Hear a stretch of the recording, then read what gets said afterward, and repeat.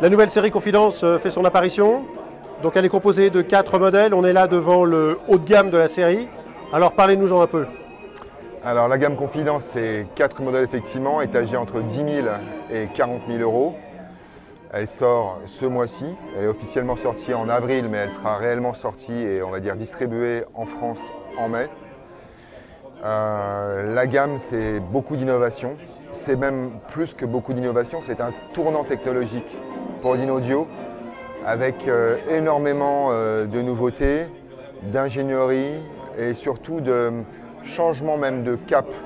C'est-à-dire certaines limites ont été bougées chez Dynaudio, des limites auxquelles on ne pensait pas toucher en réalité.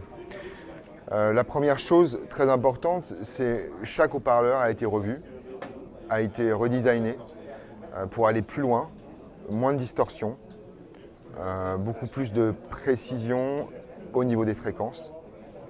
Et on arrive là, connaissant déjà l'actuelle, enfin celle qui est connue, excellence de Dynaudio, on arrive à des niveaux d'excellence qui sont quasi inégalés sur le marché, voire peut-être inégalables pour les années qui viennent. Alors présentez-nous quelques technologies.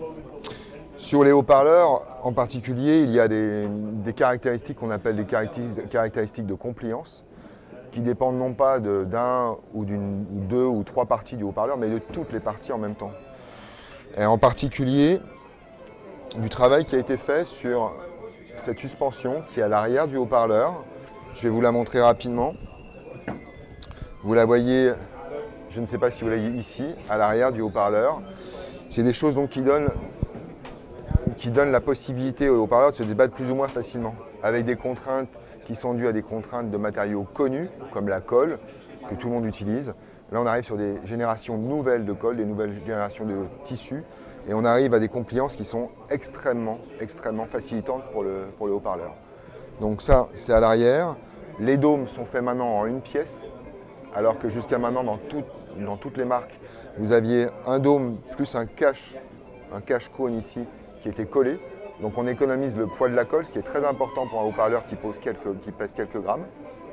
Et l'équipage mobile est donc maintenant arrivé sur en fait quelque chose de très nouveau avec un néodyme qui est beaucoup plus puissant que les anciens, qu'on appelle en français un néodyme en fait, beaucoup plus puissant que les anciens, de 3 à 4 fois plus puissant. Et beaucoup de choses en termes de transmission du magnétisme à l'intérieur de l'enceinte et de la bobine qui a changé, comme des ferrofluides complètement différents aussi, nouvelle génération, qui ne sont utilisés nulle part à ce jour. Voilà. On arrive à toucher une nouvelle excellence par rapport à Dynaudio. Par rapport à une autre chose importante de l'enceinte, c'est le tweeter qui est ici. Ce tweeter, en fait, c'est un tweeter de nouvelle génération qu'on appelle les OTAR communément chez Dynaudio. On avait connu les OTAR numéro 1, le 2, et donc 8 ans plus tard, on connaît les OTAR numéro 3, qui est aujourd'hui ce qui se fait certainement de mieux au monde en termes de tweeter. On a déjà un tweeter qui se passe de ferrofluide et c'est une première. Je pense qu'à ce jour, aucun tweeter sur le marché mondial ne se passe de ferrofluide. Pareil, au niveau du néodyme, il a été renforcé de 3 à 4 fois. Bon, c'est des choses très importantes par rapport à un tweeter. Il faut vraiment le préciser parce que c'est vraiment sans précédent. Ensuite, il y a une chose très importante, c'est qu'au-delà d'une impression de design qu'on a en regardant l'enceinte, c'est avant tout les techniciens qui ont dicté le design et pas les designers qui ont imposé des choses aux techniciens.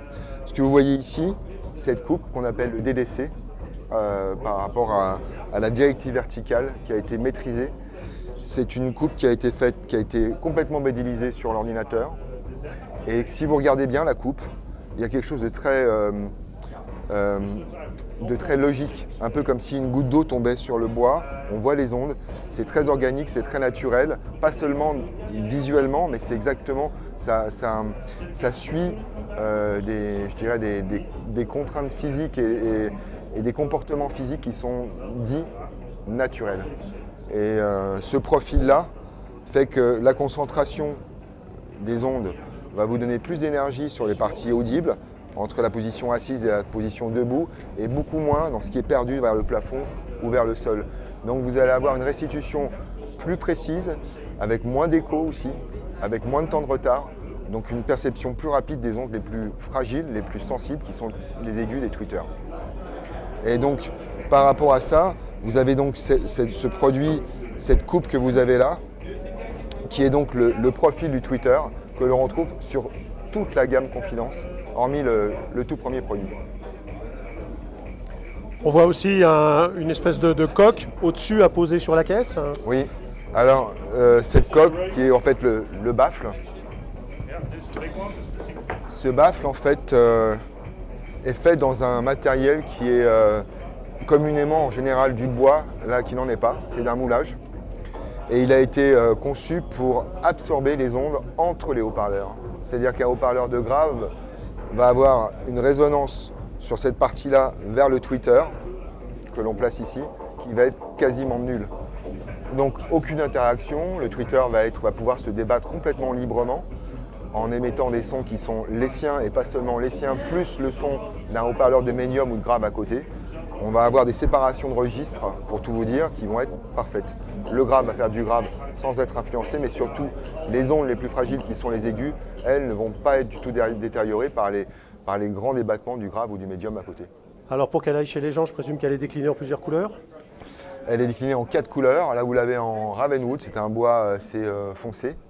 Vous l'avez dans un gris métallisé qui fait un peu, je dirais, laque d'automobile. Et qui est très belle. Ensuite, on a un rubis, qui est un bois d'une essence plutôt rougeâtre et qui est aussi du meilleur effet.